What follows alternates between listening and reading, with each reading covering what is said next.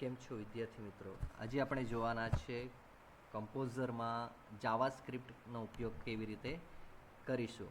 તો આપણે step by step જોઈએ કે જાવાસ્ક્રિપ્ટ બનાવવા માટે આપણે કમ્પોઝરમાં કયા કયા પગલાં અનુસરવા પડે છે. આપણે કમ્પોઝર ચાલુ કરીશું.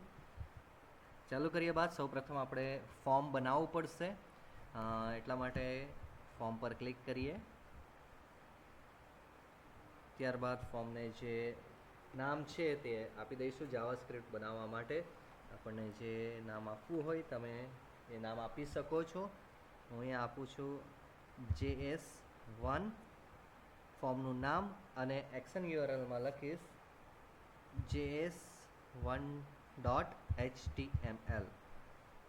ત્યારબાદ જે મેથડ પસંદ કરવી હોય તે તમે પસંદ કરી શકો છો. અને જાવાસ્ક્રિપ્ટ બનાવવાનું હોવાથી આપણે અહીંયા એક વધારાનું સેટિંગ કરવાનું આવે છે જે એડવાન્સ એડિટમાં કરવામાં આવે છે, જેના પર ક્લિક કરીશું જેથી બીજો એક ડાયલોગ બોક્સ ખુલશે, એડવાન્સ પ્રોપર્ટી એડિટર.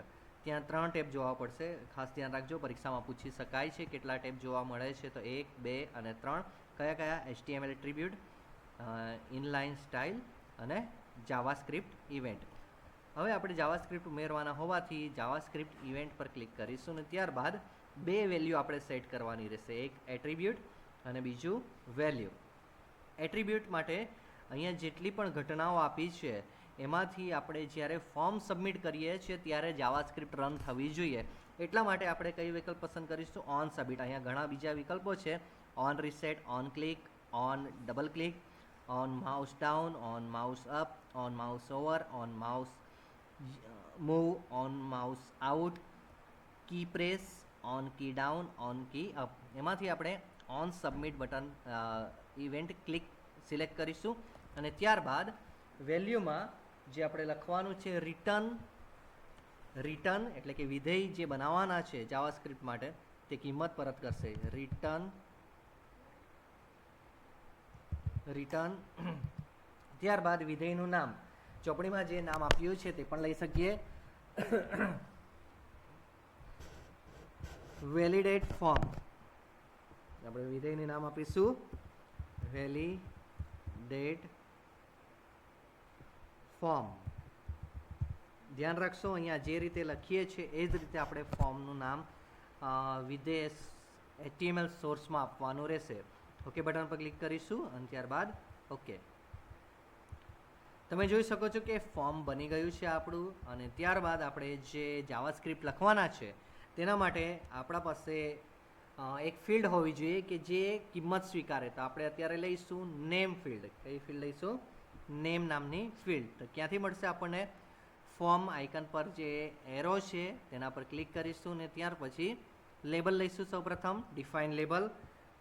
લેબલને નામ આપીશું નેમ અને ત્યારબાદ બાજુમાં ક્લિક કરીશું જેથી લેબલ સેવ થઈ જાય. એક થોડી જ ટેબ મારી દઈએ જગ્યા છોડીને ત્યારબાદ આપણે એ જે નેમ લીધું છે એના માટે કિંમત લખવા માટેનો એ ટેક્સ્ટ બોક્સ લઈશું. ટેક્સ્ટ બોક્સનું પણ આપણે નામ આપીશું અને તે ખાસ ધ્યાન રાખજો કે જે નામ આપણે આપીએ છીએ તે અહીંયા યાદ રાખવું જરૂરી છે, કારણ કે જાવાસ્ક્રિપ્ટની અંદર એ આપણને જરૂર પડશે. એટલા માટે ધ્યાન રાખીશું. હું નામ આપું છું નેમ. જો ફર્સ્ટ નેમ હોય તો હું શોર્ટમાં નામ આપી શકું એફ નેમ, મિડલ નેમ હોય તો હું શોર્ટમાં નામ આપી શકું એમ નેમ, લાસ્ટ નેમ હોય તો હું શોર્ટમાં નામ આપી શકું એલ નેમ. જેથી કે આપણને ખબર પડે જ્યારે કોડિંગ કરતા હોઈએ, પ્રોગ્રામિંગ કરતા હોઈએ ત્યારે એની કિંમત મેળવવાની છે એ બોક્સની. એટલા માટે એના નામની જરૂર રહેશે. અત્યારે હું ઇનિશિયલ વેલ્યુ આપતો નથી અને ઓકે બટન પર ક્લિક કરું છું. તો આ આપણું ટેક્સ્ટ બોક્સ આવી ગયું છે. હવે ટેક્સ્ટ બોક્સ આવી ગયા બાદ ક્યારે જાવાસ્ક્રિપ્ટ આનો અમલ થવો જોઈએ? તો આપણે ક્યારે અમલ કરીશું? જ્યારે ફોર્મ સબમિટ કરીશું ત્યારે. હવે સબમિટ કરવા માટે આપણને બટનની જરૂર પડશે. એટલા માટે આપણે ફોર્મ ફિલ્ડમાં જઈશું અને ત્યાંથી સબમિટ બટન એ બટન વિકલ્પ પસંદ કરીશું ને અહીંયા લખીશું સબમિટ. ત્યારબાદ એની વેલ્યુ પણ શું લખીશું?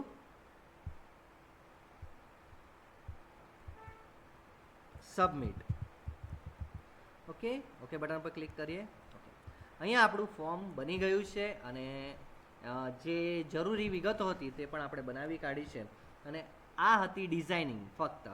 અત્યારે આપણે જોઈ શકો ડિઝાઇનિંગમાં એક મેં લેબલ લીધું છે નેમ નામનું, ત્યારબાદ ટેક્સ્ટ બોક્સ લીધું છે જેમાં આપણે નામ ઉમેરવાના છીએ, અને અહીંયા એક બટન લીધું છે જે સબમિટ બટન. આપણે ડિઝાઇન વ્યૂમાં જોઈ રહ્યા છીએ. હવે આપણે જાવાસ્ક્રિપ્ટ ઉમેરવા માટે સોર્સ કોડમાં જવું પડશે, સોર્સ વ્યૂમાં. એટલા માટે સોર્સ વ્યૂ પર ક્લિક કરીશું અને ફંક્શન હંમેશા આપણે ક્યાં ઉમેરીશું? હેડ સેક્શનમાં. એટલા માટે હેડ સેક્શનમાં આપણે થોડી જગ્યા કરી લઈએ ટાઇટલના નીચે, અને ત્યાં આપણે જાવાસ્ક્રિપ્ટનો ઉમેરો કરવાના છીએ. અહીંયાથી લખીશું જાવાસ્ક્રિપ્ટ માટેનો ટેગ કયો છે? સ્ક્રિપ્ટ. સ્ક્રિપ્ટ લખવાના છે એટલા માટે સ્ક્રિપ્ટ, અને ત્યારબાદ ક્લોઝ સ્ક્રિપ્ટ. એની વચ્ચે આપણે જાવાનો પ્રોગ્રામ એટલે કે સોર્સ કોડ લખીશું. હવે યાદ કરો કે આપણે કયું વિધેય બનાવ્યું હતું તે વિધેય અહીંયા ડિક્લેર કરવું પડશે. જ્યારે પણ આપણે વિધેય બનાવીએ છીએ, જે વિધેય બનાવીએ તે આપણે પહેલાં જાહેર કરવું પડે. તો એના માટે વાક્ય રચના છે ફંક્શન જરૂરી છે, ફંક્શન અને ત્યારબાદ વિધેયનું નામ. જે નામ આપવું હોય તે નામ આપણે આપી શકીએ છીએ, પણ આપણે યાદ રાખીશું કે આપણે કયું નામ આપ્યું હતું તે યાદ ના હોય તો તમે અહીંયા નીચે જોઈ શકો છો રિટર્ન વેલિડેટ ફોર્મ. આ જ રીતે સેમ આ જ રીતે આપણે લખવાનું છે જે આપણે વિધેય બનાવવાના છે તે. કોપી કરી લઈએ, જો ના યાદ હોય તો સ્પેસ છોડીને પેસ્ટ. આ આપણું વિધેય અત્યારે આપણે ડિક્લેર કરી દીધું. હવે વિધેયની અંદર આપણે કેટલીક વસ્તુ જે કોડ લખવાનો છે જેનાથી આપણું વિધેય કામ કરશે તે કોડ લખવાનો છે. છગડીયા કૌંસની અંદર આપણે કોડ લખીએ છીએ. વિધેય છગડીયા કૌંસની અંદર લખવામાં આવે છે. સૌથી પહેલાં આપણે શું કરવું પડશે? વેરિયેબલ લેવો પડશે. વેરિયેબલ શા માટે વપરાય છે? કિંમતનો સંગ્રહ કરવા માટે. જે કિંમત નામ ફિલ્ડમાં નાખવામાં આવશે એ કિંમતનો સંગ્રહ કરવા માટે આપણે એક વેરિયેબલ લેવું પડશે, અને એ વેરિયેબલને હું નામ આપું છું એક્સ. એક્સ બરાબર. હવે આપણે ક્યાંથી વેલ્યુ લેવામાં છે? ડોક્યુમેન્ટમાંથી. તો ડોક્યુમેન્ટ જે આપણો ઓબ્જેક્ટ છે, ડોક્યુમેન્ટ ડોટ ડોટ પછી શું આવશે? ફોર્મ. તો ફોર્મનું નામ શું આપેલું? JS1. આપણે જે ફોર્મ બનાવ્યું તે ડોટ. હવે ફોર્મની અંદરથી કોની વેલ્યુ લેવાની છે? તો જે ખાનાની આપણે વેલ્યુ લેવાની છે તે ખાનાનું નામ લખવું પડશે. આપણા અહીંયા પ્રેક્ટિકલમાં શું નામ છે? નેમ છે. નેમ ડોટ એમાંથી શું લેવાનું છે? તો વેલ્યુ. તો વેલ્યુ આપણે અહીંયા લખીશું અને સેમિકોલન. થઈ ગયું. ત્યારબાદ કિંમત આવી ગઈ છે, જે ખાનાની વેલ્યુ આપણે લેવાની હતી તે આવી ગઈ છે.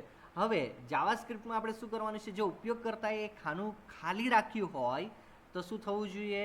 ઉપયોગકર્તાને જાણ થવી જોઈએ કે તમે એ ખાનું ખાલી રાખ્યું છે, જે જરૂરી છે. એટલા માટે તેને પાછું આપણે ત્યાં ફોકસ લાવવો પડશે, ધ્યાન લાવવું પડશે. એટલા માટે શું કરીશું? હવે ચેક કરીશું. જે એક્સની કિંમત છે, એક્સ બ્રેકેટમાં શું નહીં હોવી જોઈએ?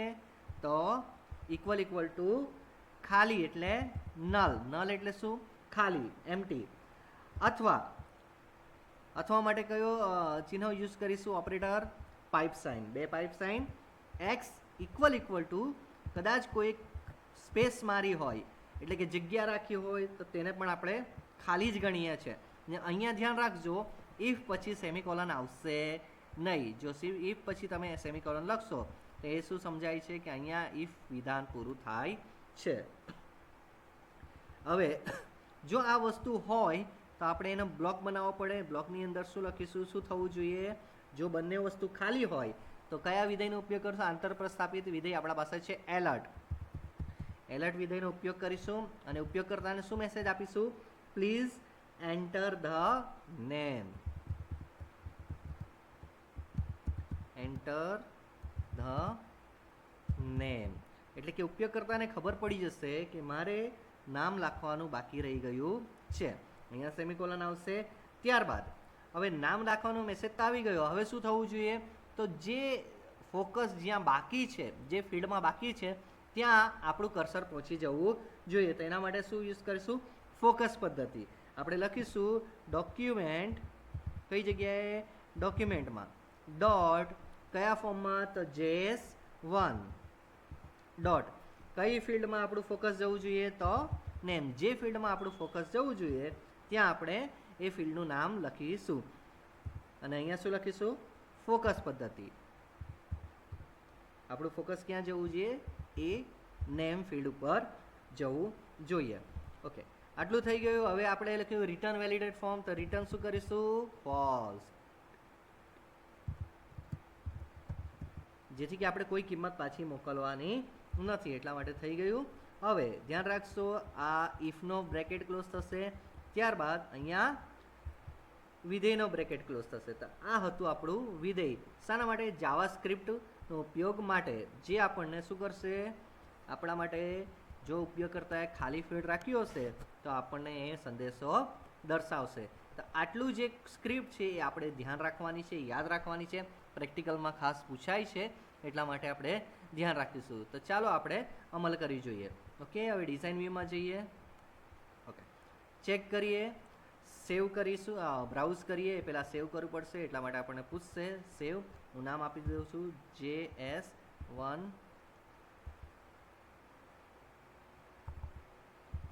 Practical JS1.html.